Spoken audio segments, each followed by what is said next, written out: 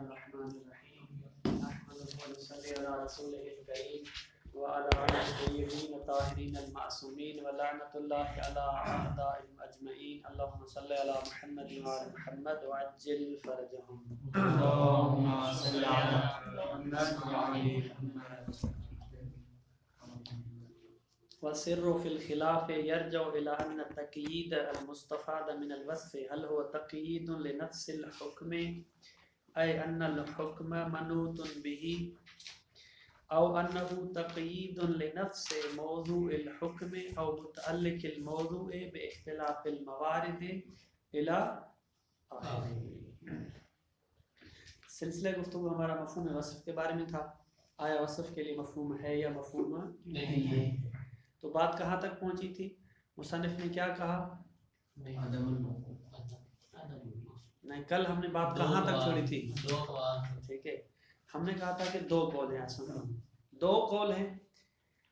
ایک قول یہ ہے مشہور کا نظریہ کہ وصف کے لیے مفہوم نہیں ہے. دوسرا نظریہ یہ ہے کہ مفہوم ہے. مصنف آ کے اس نقطے کو پہلے بیان کر رہے ہیں، اس نقطے کو کہ یہ اختلاف کیوں پیدا ہوا، کیوں ایک گروہ چلا گیا کہ وصف کے لیے مفہوم ہے اور کیوں دوسرے نے کہا کہ مفہوم. یہ نزاع، یہ نقطہ کہاں سے، اس کو ہم نے پہلے سمجھنا ہے. بعد میں آئیں گے وہ کیا کہتے ہیں حقیقت میں ہم نے وصف کو کیا کہ وصف کی حقیقت کیا ہے. وصف گویا کہ ایک قید ہے موضوع کے لیے. وصف سے مراد ہم نے کہا تھا نعت ادبی اور نحوی نہیں، بلکہ وصف ایک قید ہے جو موضوع کو مقید کرتی ہے. اب ساری کی ساری بحث یہ ہے کہ مثال جو ہم پیش کرتے ہیں مثلا اکرم انسانا عالما، اس میں ایک حکم ہے، ایک موضوع ہے. ہم نے 3-4 بنے. ایک حکم ہے مثلا وجوب حرمت ہے، ایک کیا ہے موضوع ہے، ٹھیک، اور ایک متعلق موضوع ہے. حکم، موضوع، متعلق ہے. یہ جو قید ہے وصف کو بے عنوان قید لکھا ہے، آیا یہ قید حکم کے لیے ہے یا موضوع کے لیے ہے؟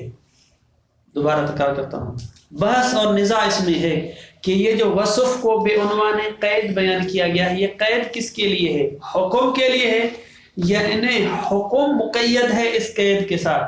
حقیقت میں یہ قید آ کے روشنی ڈالتی ہے کہ یہ جو حکم ہے اس قید کے دائر مدار ہے. جہاں پر یہ قید ہے وہاں پر یہ حکم ہے. اس طرح ہے یا نہیں؟ یہ قید راجع ہے موضوع کے لیے. یہ موضوع مرکب ہے، مؤلف ہے صفت اور موصوف پر، پھر اس پر یہ حکم لاگو ہوتا ہے. اختلاف اس میں ہے کہ قید ہے حکم کے لیے، ایک نظریہ ہو گیا. دوسرا یہ ہے کہ قید ہے موضوع کے لیے.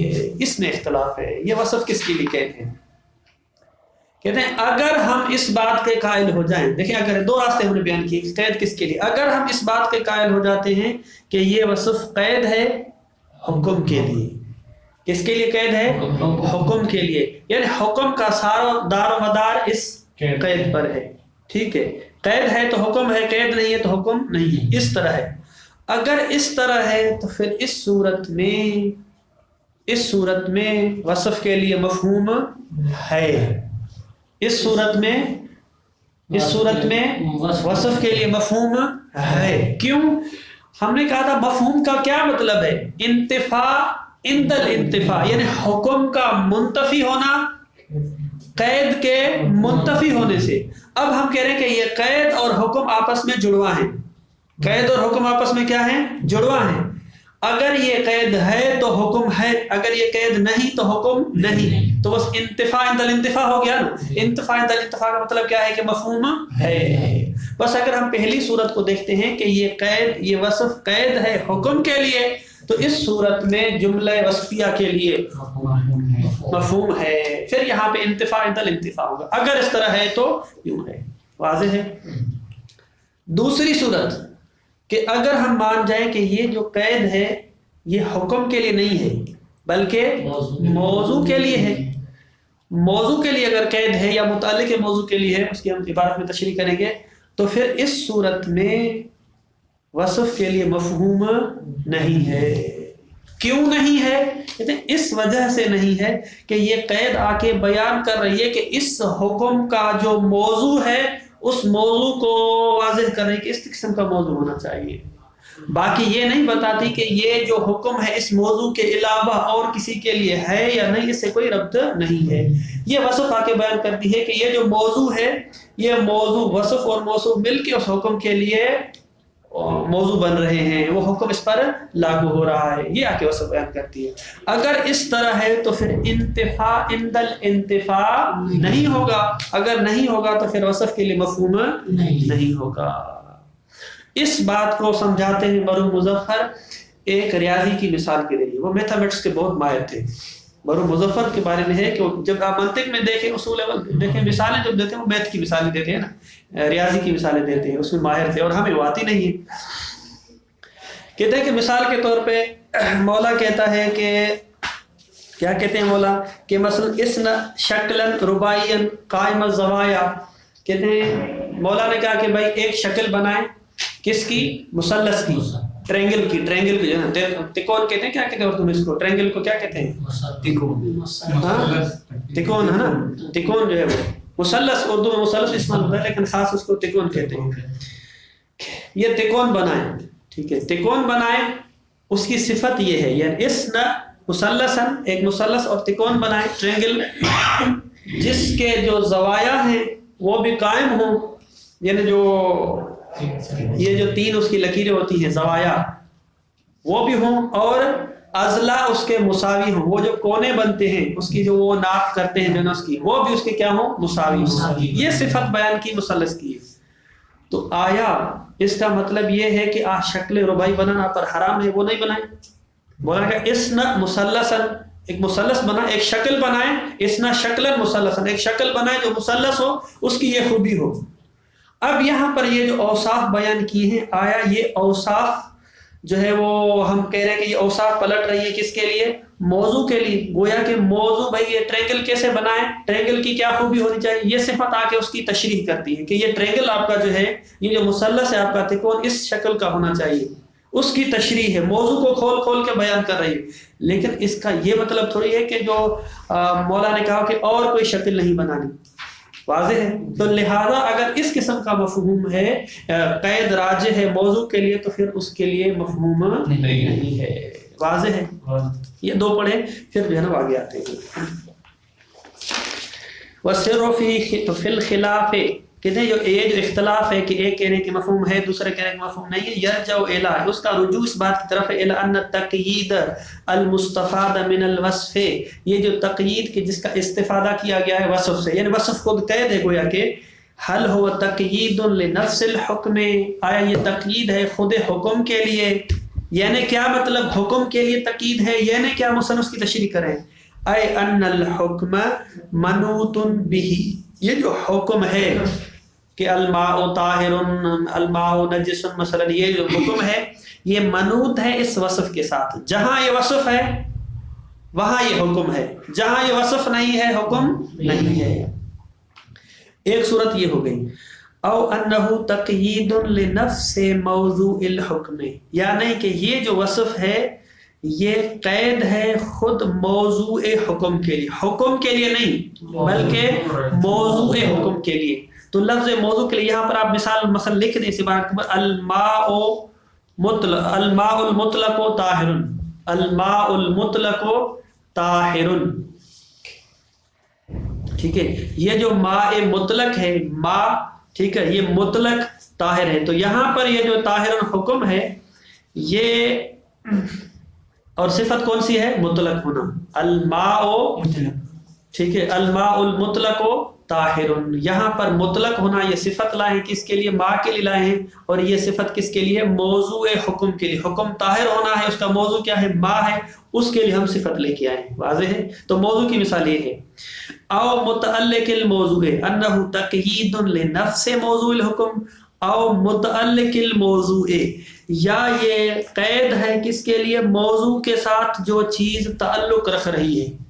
مثال ہم نے کل آپ کو دی تھی، مثال اکرم انسانا عالما، اکرم انسانا عالما، عالم ہونا صفت ہے، یہ صفت ہے کس کے لیے؟ کس کی صفت ہے؟ موضوع کا جو متعلق ہے، موضوع کے ساتھ جو چیز تعلق رکھ رہی ہے. دیکھیں حکم وجوب اکرام ہے. حکم کیا ہے؟ وجوب. یہ وجوب کس سے متعلق ہو رہا ہے؟ اکرام کے ساتھ. وجوب کس کا کرنا ہے؟ وجوب کس چیز کا وجوب؟ یعنی وجوب کس شکل میں وجوب؟ حکم کس چیز کا حکم آ رہا ہے؟ اکرام کا. تو یہ اکرام کیا ہو گیا؟ متعلق ہو گیا. ٹھیک ہے، موضوع ہو گیا. اکرام کیا ہو گیا؟ موضوع ہو گیا. یہ اکرام کس سے تعلق رکھ رہا ہے؟ انسان کے ساتھ، زید کے ساتھ. تو لہذا انسان معنی میں کیا ہے؟ متعلق موضوع ہے یا متعلق المتعلق ہے. واضح ہے؟ متعلق المتعلق ہے. واضح ہے یہ جملہ یا دوبارہ تشریح کروں؟ دیکھیں ہم نے کہا تھا کہ یا حکم کے لیے ہے، ایک سائڈ پہ رکھیں، یا موضوع کے لیے. بعض الاحیان ہم موضوع کی تعبیر استعمال کرتے ہیں اور بعض الاحیان ہم متعلق کی تعبیر استعمال کرتے ہیں. مصنف اس کو سمجھا رہے ہیں کہ ایک مرتبہ موضوع ہے اور ایک مرتبہ کیا ہے؟ متعلق ہے. او متعلق الموضوع باختلاف الموارد. یہ جو ہم نے او لگائی ہے، مصنف کہہ رہے ہیں یہ جو او لگائی ہے کہ یہ قید ہے یا موضوع کے لیے یا قید ہے کس چیز کے لیے؟ متعلق کے لیے. یہ کہتے ہیں کہ موارد مختلف ہونے سے یہ تعبیر مختلف ہوتی ہے کہ قید ہے موضوع کے لیے، قید ہے متعلق کے لیے، لیکن اصل مورد ایک ہی ہے، یا حکم کے لیے ہے یا موضوع کے لیے. بعض الاحیان موضوع کی جگہ ہم متعلق استعمال کرتے ہیں. واضح ہے کہ اگر احکام وضعیہ ہوں تو وہاں پہ لفظ موضوع استعمال ہوتا ہے، لیکن اگر احکام تکلیفیہ ہیں، فعل انسان سے مربوط ہے، اکرام، یہ چیزیں ہیں، تو اس وقت ہم متعلق کا کلمہ استعمال کرتے ہیں. واضح ہے؟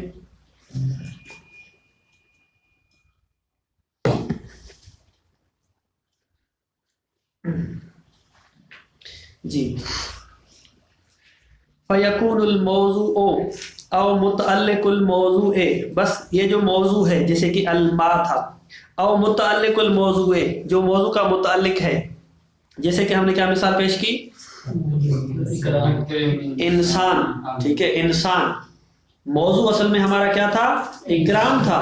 اس اکرام سے مربوط ہوئی کون سی چیز؟ انسان یا زید، جو بھی لے لے. هو المجموع المؤلف من الموصوف والوصف. یہاں پر موضوع یا متعلق موضوع تنہا نہیں ہے بلکہ مجموعہ ہے، مرکب ہے. صفت اور موصوف مل کے ایک چیز بن رہے ہیں، اس پر حکم طاری ہو رہا ہے. واضح ہے؟ دو صورتیں ہو گئی.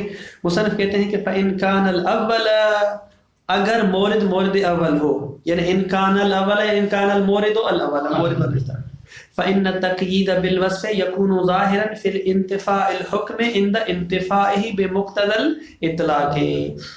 اگر صورتحال اول والی ہو تو اس صورت میں تقیید لگانا وصف کے ساتھ اس بات میں ظاہر ہے کہ انتفاع عند الانتفاع ہے، یعنی وصف کے لیے مفہوم ہے بے مقتضى اطلاق. اطلاق کا تقاضا یہ ہے کہ چونکہ یہ حکم اس وصف کے ساتھ خاص ہے، اس کا مطلب یہ ہے کہ یہ حکم صرف اور صرف اس وصف کے ساتھ خاص ہے اور کسی کے ساتھ خاص نہیں ہے. مطلق ہے بے معنی منحصر ہے. یہاں پہ اطلاق، وہ جو اطلاق ہم نے پڑھا تھا 2-3 درس پہلے. کیوں؟ لأن الاطلاق یقتضی، کیونکہ اطلاق کلام مولا اگر یہ حکم کسی اور وصف کے ساتھ بھی آنا ہوتا تو مولا بیان کرتے. اطلاق کا تقاضا یہ ہے بعد فرض اناطۃ الحکم بالوصف. دوبارہ حاشی میں مصنف یاد دلا رہے ہیں کہ دیکھیں ہم نے کہا تھا کہ یہ جو حکم ہے یہ منوط ہے اس وصف کے ساتھ، یہ جو حکم ہے یہ خاص ہے اس وصف کے ساتھ. اس مبنیات کی بنا پر انحصارہ ان الاطلاق یقتضی انحصارہ فیہ، کہ حکم منحصر ہے فیہ، اسی وصف کے ساتھ ہے. کما قلنا فی التقیید بالشرط، جیسا کہ ہم نے شرط کے بارے میں بھی یہی کہا تھا. واضح ہے؟ وَإِنْ كَانَ ثانی، اگر مورد ثانی ہے، فَإِنَّ التَّقْيِيدَ لَا يَكُونُ ظَاهِرًا فِي انتفاع الحکم عند انتفاع الوصف. اس صورت میں یہ تقیید لگانا دلالت نہیں کرتا، ظہور نہیں رکھتا کہ حکم منتفی ہو جائے گا جب وصف منتفی ہو جائے. کیوں؟ لِأَنَّهُ حِينَئِذٍ يَكُونُ مِنْ قَبِيلِ مَفْهُومِ اللَّقَبِ، کیونکہ یہ اس صورت میں کس طرح مفہوم ہے؟ لقب کی طرح ہے. مفہوم لقب کی طرح ہے کہ مطلب ہے کہ بتا رہے ہیں کہ یہ حکم صرف اس موضوع کے ساتھ خاص ہے، آیا اس موضوع سے مادا اور کسی موضوع پر ہے یا نہیں ہے، نفیاً و اثباتاً اس میں کچھ بحث نہیں ہے۔ اذ یکون التعبیر بالوصف والموصوف لتحدید موضوع الحکم فقط، یعنی گویا کہ ایک اشکال مقدر ہے اور آپ اور ہم سب کے ذہن میں اشکال پیدا ہو رہا تھا، تو پھر اس وصف لانے کا کیا فائدہ؟ کہتے ہیں بعض الاحیان اس طرح ہوتا ہے کہ ہم موضوع کی حد بندی کرتے ہیں کہ بھئی میں نے جو شکل بنانی ہے کس طرح کی شکل ہو، مثال کے طور پہ میں نے جو یہ کام کرنا ہے اس کی موضوع کی جو ہے نا وہ حدود اربع کیا ہیں اس کو بیان کرنے کے لیے آتا ہے، اس وجہ سے نہ کہ جو ہے نا وہ صرف انحصار کو بیان کرنے کے لیے آتا ہے۔ اذ یکون التعبیر بالوصف والموصوف، وصف اور موصوف کو دونوں کو ذکر کر کے یہ بیان کرنا، تعبیر کرنا، لتحدید موضوع الحکم تاکہ موضوع حکم کو محدود کیا جائے فقط، لا ان الموضوع ذات الموصوف والوصف قید للحکم علیہ، اس طرح نہیں کہ موضوع کہ جس میں ذات موصوف اور صفت دونوں ہیں، موضوع جس میں ذات اور جس میں موصوف اور صفت دونوں ہیں، یہ موضوع قید للحکم مل کے پھر قید بن رہے ہیں کس کے لیے؟ حکم کے لیے، اس طرح نہیں ہے۔ قید للحکم علیہ تاکہ اس موضوع پر، علیہ کی ضمیر کہاں جا رہی ہے؟ حکم پر، موضوع پر علیہ کی ضمیر کہاں جا رہی ہے؟ علیہ، علیہ علی الموضوع، علی الموضوع، علی الموضوع، لأن الموضوع قید للحکم علیہ، یہ قید ہے موضوع کے لیے تاکہ اس پر حکم لگایا جائے۔ مثل ما اذا قال القائل، مثلا تشریح دے رہے ہیں، مثال پیش کر رہے ہیں کہ کیسے، اسنا شکلا رباعیا، انہوں نے جو ہے شکل رباعی کی بات کی ہے، قائم الزوایا کہ جس کے جو زوایا دونوں ہیں وہ قائم ہوں، متساوی الاضلاع جس کے جو کونے ہیں، اضلاع جو ہیں وہ ذل کونے کو کہتے ہیں، وہ برابر ہوں، فإن مفہوم ان المفہوم منہ، اس سے مطلوب جو آتا ہے ہمیں سمجھ آتا ہے کہ ان المطلوب صنعہ هو المربع، کہ مولا نے جو مجھے سے شکل چاہیے ہے وہ مربع چاہیے ہے، چار کونے والی چاہیے یا مثلث چاہیے ہے، فعبر عنہ بهذه القیود الدالۃ علیہ، بس مولا نے مجھے کہا تھا کہ مجھے جو ہے نا مستطیل شکل چاہیے، مربع شکل چاہیے، اس وجہ سے تعبیر کیا ہے ان قیود کے ذریعے الدالۃ علیہ، جو قیود دلالت کر رہے ہیں اس مربع والی شکل پہ، حیث یکون الموضوع ہو مجموع المعنی المدلول علیہ بالعبارت المؤلفۃ من الموصوف والوصف، اس طرح کے موضوع مجموع ہے کہ جس پر دلالت کر رہی ہے یہ پوری کی پوری عبارت، جو عبارت مؤلف اور متشکل ہے موصوف اور وصف سے، بس وہی فی المثال شکل رباعی، اور ہماری مثال میں کیا ہے؟ شکل رباعی ہے، ہم نے خلاصے میں جو ہے نا شکل مثلث بیان کی تھی، یہاں بھی شکل رباعی ہے، قائم الزوایا متساوی الاضلاع، وہی بمنزلۃ کلمۃ مربع، گویا کہ مولا اگر کہتے ہیں بھائی شکل مربع بنائیں، انہوں نے کیا کہا تھا؟ شکل مربع بنائیں جس کے زوایا قائم ہوں، جس کے اضلاع متساوی ہوں، کہتے ہیں حقیقت مولا چاہ رہا تھا کہ بھائی شکل مربع بنائیں، مربع بنائیں کیسے؟ یہ بھی چار والی ہے لیکن ہو سکتا ہے ٹیڑھی میڑھی ہو، اس طرح میں مولا کہتا ہے کہ آپ جو ہے وہ سیدھی بنائیں، فکما ان جملۃ اسنا مربع، جس طرح اگر اس طرح مولا کہتا کہ اسنا مربع، کہ آپ جو ہے نا وہ مستطیل اور جو ہے نا وہ چکور شکل کی بنائیں، اس کو کیا کہتے ہیں؟ انگلش میں اسکوائر بنائیں، اسکوائر والی شکل بنائیں، لا تدل علی الانتفاع عند الانتفاع، تو یہ اگر اسنا مربع ہو تو یہ اسنا لا تدل علی الانتفاع عند الانتفاع پر دلالت نہیں کرتی، مفہوم پر دال نہیں ہے، کذالک ما هو بمنزلتها، اسی طرح اگر اس کی جائے گزین کوئی اور عبارت پیش کی جائے، ٹھیک ہے، تو لا تدل علیہ وہ بھی انتفاع عند الانتفاع پر دال نہیں ہوگی، یعنی ایک جملہ مولا نے کہا، مولا کو شکل چاہیے تھی، اس شکل کو تشریح کر کے بیان کیا، ٹھیک ہے، اور ایک جملہ کہا کہ اسنا مربع، دونوں برابر ہیں، لہذا جب برابر ہیں یہ والا اسنا مربع اگر دال نہیں ہے انتفاع عند الانتفاع پر، تو اس کی جگہ پر جو اور عبارت پیش کی جا رہی ہے وہ بھی دال نہیں ہوگی، لأنه في الحقیقت یکون من قبیل الوصف غیر المعتمد علی الموصوف، گویا کہ یہ اس طرح ہے کہ مولا نے کہا ہے کہ میں ایسی وصف بیان کر رہا ہوں کہ جو وصف یہ اعتمد علی الموصوف نہیں ہے، جس میں موصوف مذکور نہیں ہے۔ اسنا مربان اصل میں کیا ہونا چاہیے؟ اسنا شکلن مربان، اس طرح ہے۔ واضح ہو گیا؟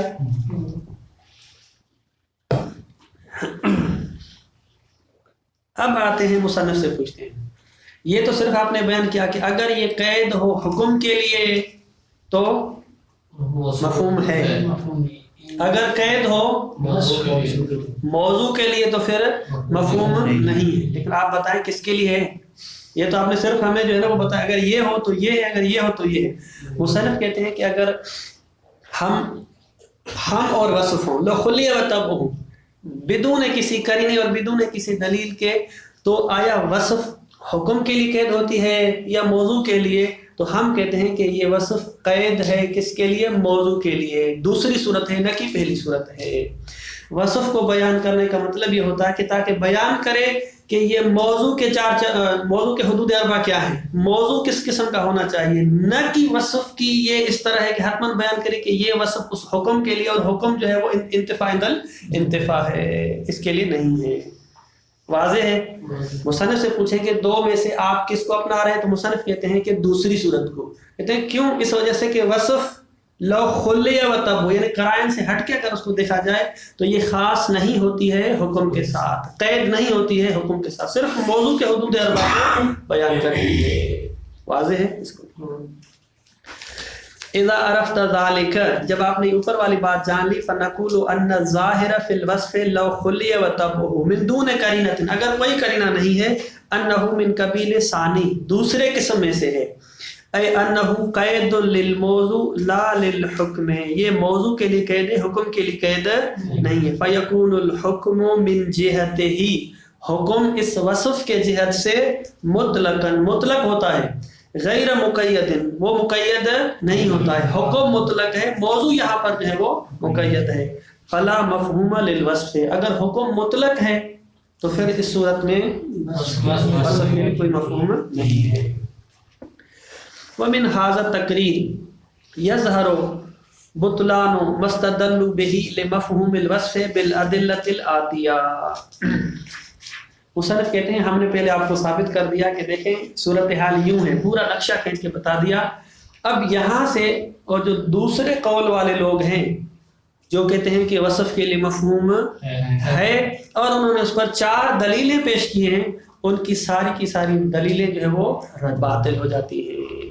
پہلی دلیل ان کی یہ ہے، ٹھیک، ان کی پہلی دلیل کس کی؟ جو قائل ہیں کہ وصف کے لیے مفہوم ہے، وہ کہتے ہیں اگر وصف کے لیے مفہوم نہ ہو تو پھر وصف کو بیان کرنے کا کیا فائدہ، پھر تو لغو ہو جائے گی نا۔ اکرم انسانا عالما، مثال کے طور پر کہتے ہیں اکرم انسانا عالما، اگر یہ فائدہ نہیں ہے کہ بھائی انسان عالم آ کے کچھ نہیں بیان کرتا اور عالم سے ہٹ کے باقیوں کا بھی اکرام ہے، تو پھر عالم کہنے کی کیا ضرورت ہے، اکرم انسان کہہ دیتے، پھر وصف کا کوئی فائدہ ہوا؟ یعنی اگر وصف کے لیے مفہوم نہ ہو، یہ لوگ کہتے ہیں جو دلیل دے رہے ہیں، اگر وصف کے لیے مفہوم نہ ہو تو لغویت لازم آتی ہے، پھر وصف کو بیان کرنے کا کیا فائدہ؟ مثال کے طور پہ میں تو میٹھا پانی لے کے آئے، اگرچہ میٹھا نہیں ہوتا ہے لیکن میٹھا پانی لے کے آئے، ٹھیک ہے، بعد میں پتہ چلا کہ میٹھا اور جو ہے نا وہ غیر میٹھا میرے لیے برابر ہے، تو ابھی بھی پھر میٹھا بیان کرنے کی کیا ضرورت ہے، پھر تو فائدہ نہیں اس کا نا، وصف کو بیان کرنے کا کوئی فائدہ ہونا چاہیے تھا، وَإِلَّا لغویت لازم آتی ہے، لہٰذا وصف کے لیے مفہوم ہونا چاہیے تاکہ ہم اس لغویت سے بچ سکیں۔ پہلی ان کی یہ دلیل ہے۔ مصنف کہتے ہیں دیکھیں اوپر والے بیان سے یہ دلیل باطل ہو جاتی ہے، کیسے؟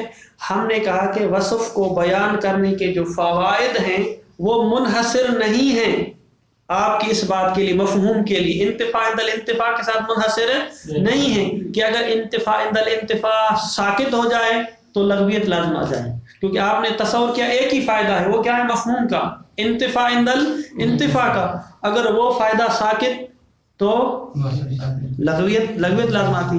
مصنف کہتے ہیں اور بھی فائدے ہیں، کیا فائدہ ہے؟ کہتے ہیں فائدہ یہ ہے کہ پہلے جو ہمارے لیے موضوع تھا وہ مجمل تھا، اب موضوع ذرا واضح ہو کے آ گیا، فائدہ ہوا فائدہ نہیں ہوا، بے شک وصف کے لیے مفہوم نہ ہو لیکن پھر بھی فائدہ ہے۔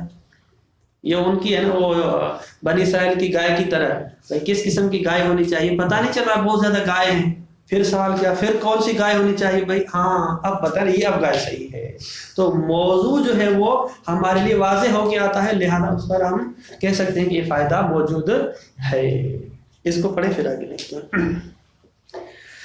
ومن هذا تقریر، اس ہماری تقریر اور تثبیت سے یظہر بطلان مستدل به، وہ چیز یعنی وہ دلیل باطل ہو جاتی ہے کہ جس کے ذریعے استدلال پیش کیا گیا ہے، یا مستدل به استدلال پیش کیا گیا ہے، لمفہوم الوصف، مفہوم الوصف کے ذریعے بالادلۃ الآتیہ.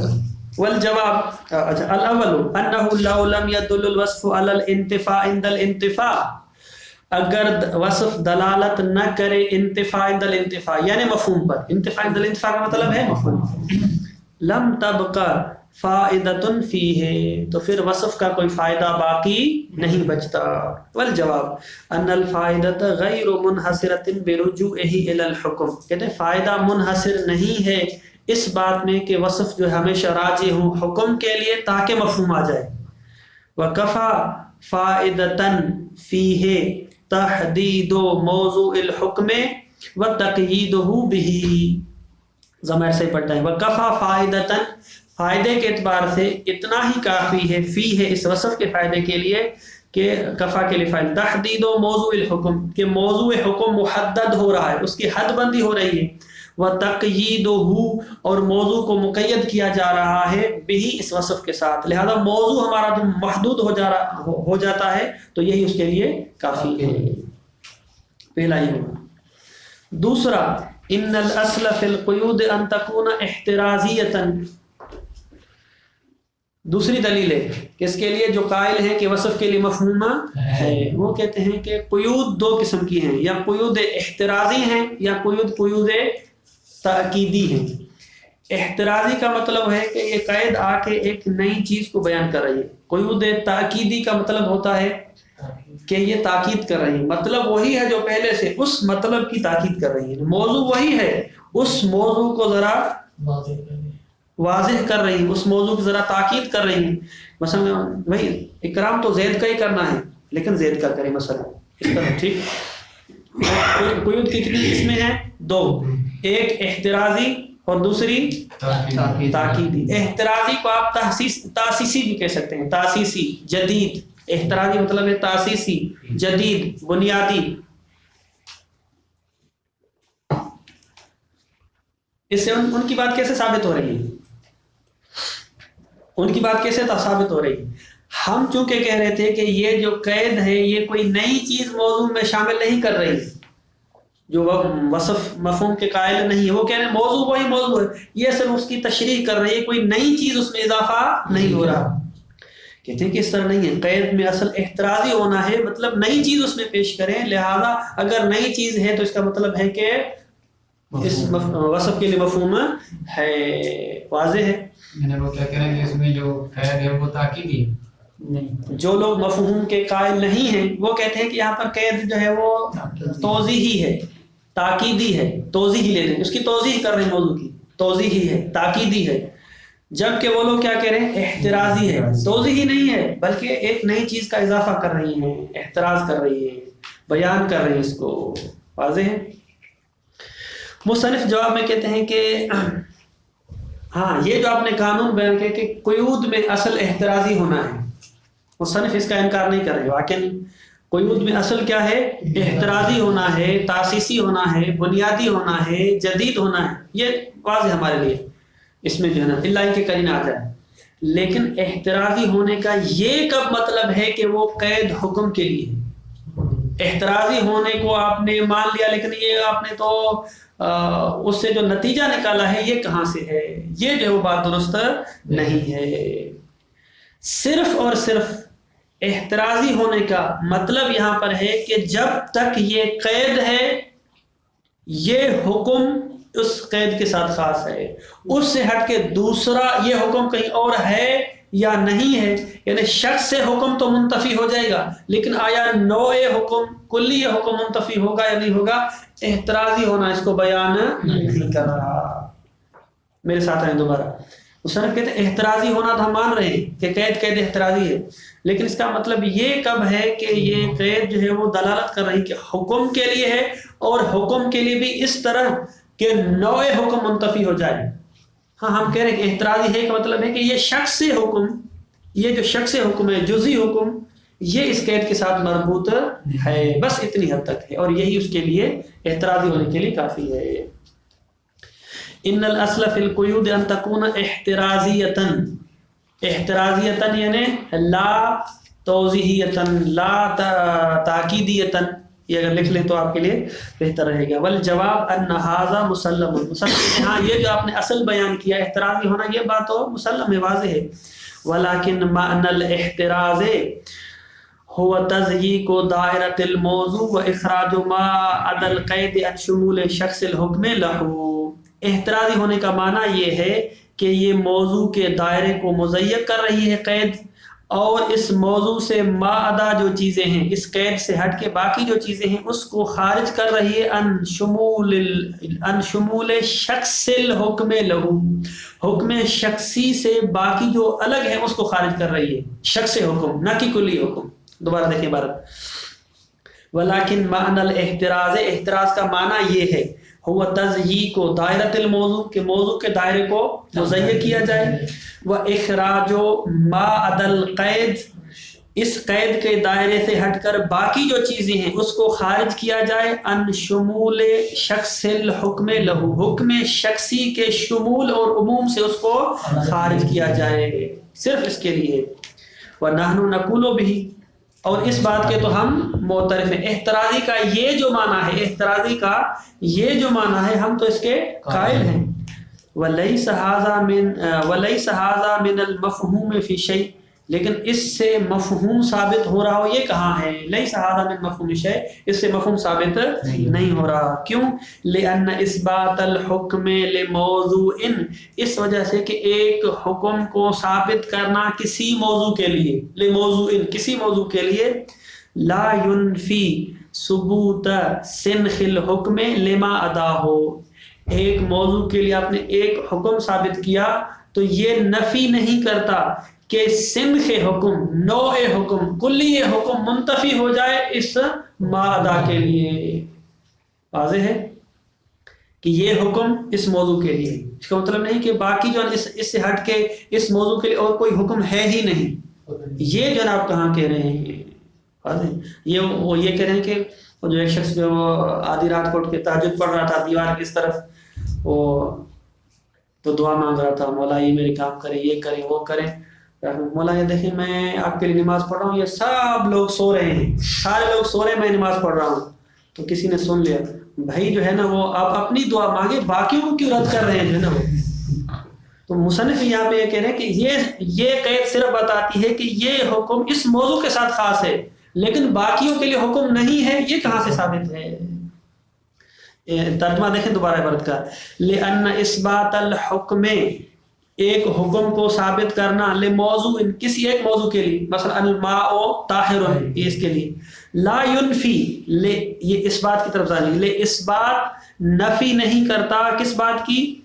सुबूत सिनखिल हुक्म लेमा अदा हो, कि इस मादा, इस मौजू से हटके इस मौजू पर तमाम किस्म के जो अहकाम हैं वो नफी हैं, ये इस तरह ये हुक्म नहीं कर रहा, ये इस बात नहीं कर रहा। वाज़ेह है कमा फी मफ़हूम लक़ब, जिस तरह मफ़हूम लक़ब में, मफ़हूम लक़ब में हमने क्या कहा था? नफी की थी या नहीं नफी की थी? हाँ नहीं, 2-3 मरतबा तकरार हो चुका है। मफ़हूम लक़ब में ये कि ये हुक्म इस लक़ब के साथ खास है, आया उससे हटके है या नहीं है, ना वजूदन ना इस्बातन, इसमें हमारी कोई बहस नहीं है। वल हासिल अन्न कौनल कैद एहतराजियन, खुलासा कलाम ये हो, बात लंबी हो गई, कि ये जो कैद है इसका एहतराजी होना, ला यल्ज़मु इरजाअहु कैदन लिल हुक्म, एहतराजी होने का मतलब ये नहीं है कि ये कैद है हुक्म के लिए ताकि मौजू मफ़हूम साबित हो, ऐसी बात नहीं है।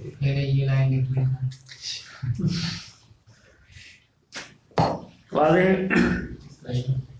तीसरी दलील,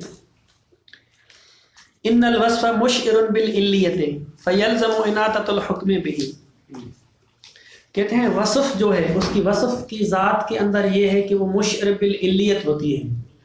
مشعر بالعلیت کا مطلب ہے کہ یہ حکم جو اس موضوع پر آیا ہے نا، جا کے کیوں اس موضوع پر ہے، اس کی علت کیا ہے، سبب کیا ہے، ریزن کیا ہے، یہ وصف اس کو بتاتی ہے. اکرم انسان عالما، انسان اکرم زیدن مثلا، اکرم رجلا عالما، رجل کی مثال، اکرم رجلا عالما، بھئی رجل کا ہم اکرام کریں کیوں، وصف آ کے بتاتی ہے چونکہ اس میں علم ہے. تو یہ علم ہونا گویا کہ ظاہرا تو صفت ہے، علت ہے، ظاہری اعتبار سے علت ہے، علت نہیں ہے، ظاہری اعتبار سے علت اور معلوم والی کوئی شکل نہیں ہے، لیکن کہتے ہیں چونکہ بے عنوان وصف ہے اور وصف کے اندر یہ خوبی ہوتی ہے کہ وہ مشعر بالعلیت ہوتی ہے، وہ رہنمائی کر رہی ہوتی ہے کہ اس اکرام کی علت کیا ہے،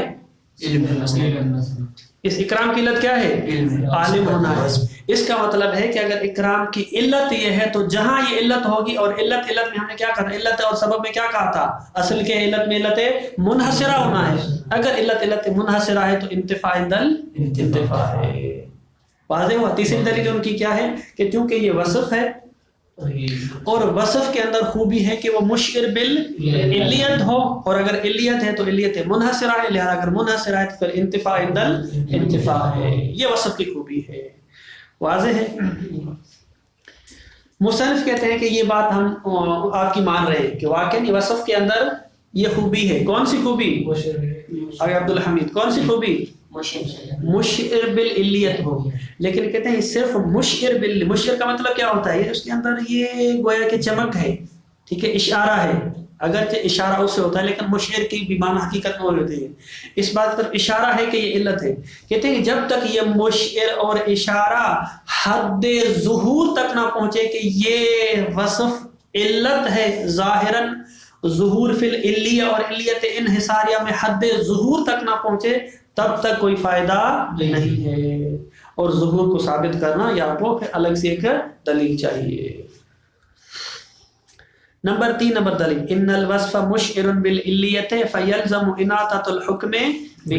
وصف جو ہے وہ مشعر بالعلیت ہے، اس کا لازمہ یہ ہے کہ حکم جو ہے وہ دائر مدار ہے. اناطۃ الحکم بہ یعنی بالوصف، یعنی حکم دائر مدار ہے اس وصف کے ساتھ، اور دائر مدار ہونے کا مطلب یہ ہے کہ انتفاع عندل انتفاع ہے. واضح. والجواب ان هذا الاشعار وان كان مسلما، مصنف کہتے ہیں صحیح ہے یہ مشعر بالعلیت ہونا اگرچہ واضح ہے، مسلم ہے، الا انه ما لم يصل الى حد الظهور، جب تک یہ حد ظہور تک نہ پہنچے کہ یہ مشعر بالعلیت الى حد ظہور ہو، پھر جو ہے وہ فائدہ ہے. والا لا ينفع في الدلاله على المفهوم، مفہوم پر دال نہیں ہوگا.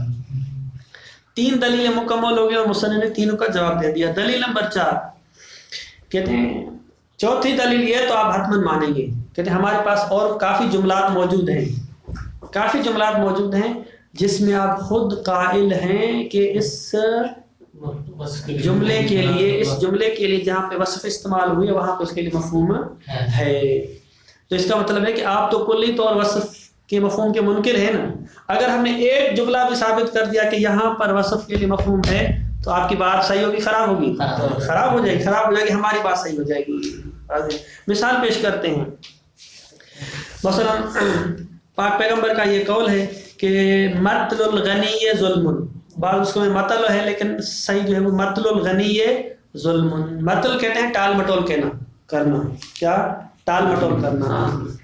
ایک شخص جو ہے وہ اس نے قرض لیا کسی دوسرے بندے سے، جیسے ہم طالب علم ہوتے ہیں، قرض لیا، ٹھیک ہے بھائی اگلے شہر پہ دے دوں گا. تو اگلا شہر آیا، اس کو راتب بھی ملا، مساعدہ بھی ملا، پیسے بھی ہیں، اس کے بعد اب یہ غنی ہو گیا نا، پیسے والا ہو گیا. پھر بھی وہ دوسرا طالب علم کہہ رہے اب پیسے دے دیں مجھے، اپنا قرضہ دے دیں. پھر بھی وہ کیا کرتا ہے، ٹال مٹول کرتا ہے. ٹھیک ہے، ٹال مٹول کرتا ہے تو اس کا نتیجہ کیا نکلا؟ اس کا نتیجہ کیا ہے کہ وہ اس پر ظلم کر رہا ہے. مطل الغنی ظلم، یہ اس پر جو ہے وہ ظلم کر رہا ہے، یہ اس کا مفہوم ہے. واضح ہے.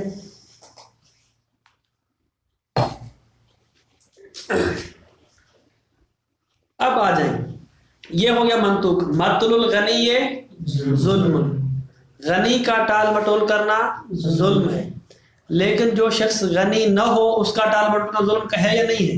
نہیں. مفہوم ہوا یا نہیں ہوا؟ ہاں دقت کریں. جملے کے لیے مطل الغنی ظلم، ٹھیک ہے، مطل الغنی ظلم. اگر کوئی شخص غنی نہیں ہے، فقیر ہے، تو وہ ظلم ہوگا. یعنی غنی کا آپ الٹ لے کے آئیں، اس کا مفہوم بنائیں، تو کہتے ہیں یہ تو پھر وصف کے لیے مفہوم ہو گیا. واضح ہے. یہاں پر مصنف کیا جواب دیتے ہیں؟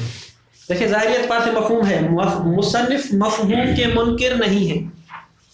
آپ پریشان ہو گئے.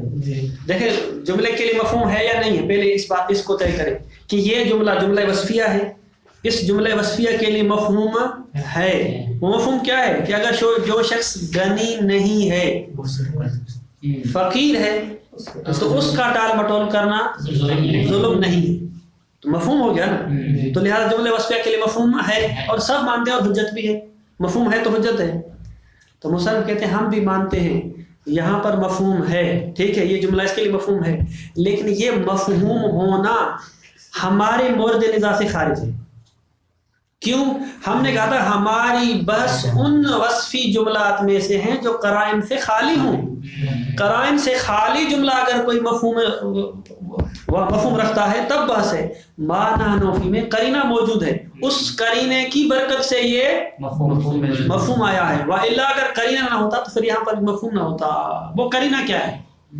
کہتے ہیں کہ قرینہ ہے کہ مناسبت الحکم والموضوع. ایک قرینہ ہوتا ہے مناسبت الحکم والموضوع، یہ حکم اس موضوع کے ساتھ مناسبت رکھتا ہے. یعنی یہ جو موضوع ہے واقعی اس موضوع کے لیے یہ حکم ہونا چاہیے تھا. یعنی یہ جو پیسے والا بندہ ہے اس پر ہم حکم ظلم لگا رہے ہیں. جب پیسے والا بندہ ہے اور نہیں دے رہا ہے تو واقعی ایسے بندے پر ظلم والا فتویٰ اور ظلم والا حکم لگانا چاہیے تھا. تو یہاں پر ظلم غنی کا ٹال مٹول کرنا یہ جو ہے نا مناسبت الحکم والموضوع والے قرینے کی برکت سے یہاں پر موجود ہے. اس وجہ سے ہمیں ثابت ہوتا ہے کہ جو فقیر ہے بیچارہ اس کو ٹال مٹول کرنا اس کے بس کی بات نہیں ہے، وہ پیسے دینا اس کے بس کی بات نہیں ہے، لہذا اس پر ظلم نہیں ہے. تو لہذا یہاں پر مفہوم ثابت ہونا قرینے کی وجہ سے. وہ قرینہ کیا ہے؟ مناسبت الحکم والموضوع. جب قرینے کی برکت سے مفہوم آیا تو ہماری بحث سے خارج ہے. دیکھیں جو اس کو الاستدلال بالجمل التي تثبت التي ثبتت دلالتها على المفهوم. دوسرا استدلال کرنا ان جملوں کے ذریعے کہ جن کی دلالت مفہوم پر ہے، یہ بات ثابت ہے، یعنی مسلم ہے، اس میں کسی کو انکار نہیں ہے. مثل قوله صلی اللہ علیہ وآلہ وسلم مطل الغنی ظلم. والجواب ان ذالک علی تقدیر ہی لا ینفع. کہتے ہیں علی تقدیر المفہوم. مان لیتے ہیں کہ اس کے لیے مفہوم ہے، فرض کریں، لیکن کوئی اگر اشکال کرے تو اس سے الگ بات ہے. لیکن اگر ہم مان لیتے ہیں کہ اس جملے کے لیے علی تقدیر المفہوم لا ینفع، یہ فائدہ مند نہیں ہے آپ کے استدلال کے لیے. من دلالت تقیید بالوصف علی المفہوم لأن لا نمنع. ہاں صحیح ہے. لأن لا ينفع لأن لا نمنع، کیونکہ ہم بھی اس کو منع نہیں کرتے، ہم بھی اس کے انکاری نہیں ہیں. یعنی ہم نہیں کہتے کہ اس کے لیے مفہوم نہیں ہے اور اس کے مفہوم کے منکر ہو جائیں، ہم نہیں کہتے. دوبارہ دیکھیں ان ذالک علی تقدیر لا ینفع. کیوں فائدہ مند آپ کے لیے؟ لأن لا نمنع، اس قسم کے مفہوم کو تو ہم بھی نہیں مانا، انکار نہیں کرتے اس کا. کس طرح؟ کس سے انکار نہیں کرتے؟ لأن لا نمنع من دلالت تقیید بالوصف علی المفہوم احیانا. ہم مانا نہیں کرتے ہیں کہ تقیید دلالت کر رہی ہے، تقیید بالوصف دلالت کر رہی ہے کہ اس قسم کی تقیید کے لیے مفہوم ہے احیانا بعض الاحیان لوجود القرینہ. جب قرینہ موجود ہو تو ہم بھی اس بات کے قائل ہیں، منع نہیں کرتے کہ اس جملے کے لیے مفہوم ہے. وَإِنَّمَا مَوْضُوعُ الْبَحْثِ فِي اقتضاءِ تَبْعِ الْوَصْفِ لَوْ خُلِّيَ وَنَفْسُهُ لِلْمَفْهُومِ. کہتے ہیں موضوع بحث اور نزاع اس بات میں ہے کہ جب ہم وصف بالتبع، وصف بما ہو، وصف اگر خالی ہو وہ مفہوم پر دلالت کرے، یہ موضوع بحث ہے، نہ کہ قرینے والی. وفي خصوص المثال نجد القرینۃ کہتے ہیں اس مثال میں خصوص مثال جو مثال آپ نے پیش کی یہاں پر ہم پاتے ہیں کہ ایک قرینہ موجود ہے علی اناطۃ الحکم کہ حکم منوط ہے بالغنا کہ یہ جو حکم ہے ظلم والا یہ جو ہے وہ موجود ہے کس کے ساتھ خاص ہے غنی کے ساتھ موجودۃ من جہت مناسبت الحکم والموضوع کہتے ہیں نجد القرینۃ قرینے کو ہم پاتے ہیں کہ جو قرینہ موجود ہے کس کے اعتبار سے موجود ہے کہ مناسبت الحکم والموضوع حکم اور موضوع آپس میں مناسبت رکھتے ہیں فیفہم ان السبب فی الحکم کہتے ہیں کہ اس سے سمجھ میں آتا ہے کہ جو سبب بیان ہوا ہے حکم کے لیے کیا کہ کون المدین غنیا مدیون ٹھیک ہے مدیون مقروض ٹھیک ہے تو بعض الاحیان یہ جو ہے نا وہ اس کو کیا پڑھا جاتا ہے مدین وہ اس کی تعویلات کر کے پھر مدیون تھا یا سما سکیل تھا پھر اس کو گرا دیا اس طرح کر کے اس کو مدین کر کے پڑھتے ہیں تو اس کو مدین منورہ نہ پڑھیں کون المدین غنیا کہ وہ جو مقروض شخص ہے اگر وہ پیسے والا ہے فیکون مطلوہ اس کا ٹال مٹول کرنا ظلم جب بھائی مقروض ہیں آپ پیسے بھی ابھی آپ کے پاس آگے اب آپ کا جو ہے نا وہ ٹال مٹول کرنا ظلم ہے بے خلاف المدین الفقیر برخلاف اس مقروض کے جو فقیر ہے لعجزہ عن اداء الدین چونکہ یہ دین اور قرض ادا کرنے سے عاجز ہے فلا یکون مطلوہ ظلما تو اس کا مطلب جو ہے وہ ظلم شمار نہیں ہوگا اس جملے کے لیے مفہوم ہے لیکن اس قرینے کی برکت سے کون سا قرینہ مناسبت الحکم والموضوع لہذا آپ کی چاروں دلیلیں جو تھی وہ باطل ہیں جب چاروں دلیلیں باطل ہیں تو وصف کے لیے مفہوم نہیں ہے صلی اللہ علیہ محمد وعلیہ وسلم اللهم صل على محمد مطلب واضح ہو رہا ہے